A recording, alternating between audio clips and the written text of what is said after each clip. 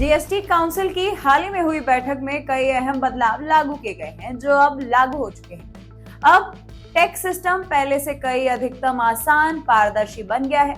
GST reform के साथ कई चीजों के सस्ते हो जाने की भी उम्मीदें जताई जा रही हैं। 1 जुलाई 2017 को पूरे देश में जीएसटी लागू किया गया था। उस दौरान इसे वन नेशन वन टैक्स का नाम दिया गया था। इसका मकसद vote, service tax, excise duty जैसे कई इनडायरेक्ट टैक्स को यूनिफाइड टैक्स सिस्टम के साथ रिप्लेस करना था। साथ ही उपभोक्ताओं पर टैक्स के बोझ को कम करना और टैक्स सिस्टम को आसान बनाना था। जीएसटी का देश में लागू होना स्वतंत्रता के बाद टैक्स से सिस्टम में हुआ सबसे बड़ा सुधार था। पहले 4th ईयर में 5%, 12%, 18% और 28% टैक्स स्ट्रक्चर था, जिसे हाल ही में हुए जीएसटी सुधार के बाद घटाकर 2 टियर जिसमें 5% और 18% का कर दिया गया है। कुल मिलाकर जीएसटी को लागू करने का मकसद कई अलग अलग टैक्स से देश की जनता को छुटकारा दिलाते हुए एक यूनिफाइड टैक्स लागू करना था। इससे पूरे देश में एक जैसा नियम लागू होने के चलते कारोबार आसान हुआ।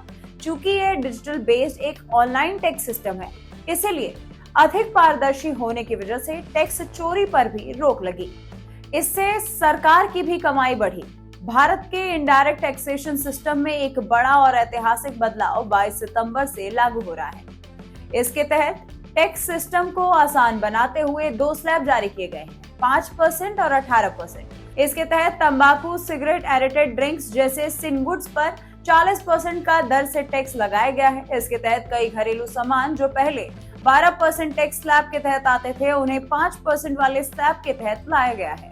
इसमें रोजमर्रा की जिंदगी में काम आने वाली कई जरूरी चीजें सस्ती हो जाएंगी, जैसे कि शैम्पू, साबुन, toothpaste, baby product, dairy products. इसके अलावा जीएसटी 2.0 के तहत लाइफ और हेल्थ इंश्योरेंस पर लगने वाले 18% जीएसटी को भी खत्म कर दिया गया है, ताकि ज्यादा से ज्यादा लोग तक इसकी पहुंच सुनिश्चित हो सके।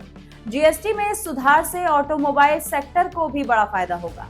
1200 सीसी से कम इंजन वाली छोटी कारों पर 28% जीएसटी घटकर 18% हो जाएगा। इसके चलते 2 व्हीलर का भी रेट कम होगा।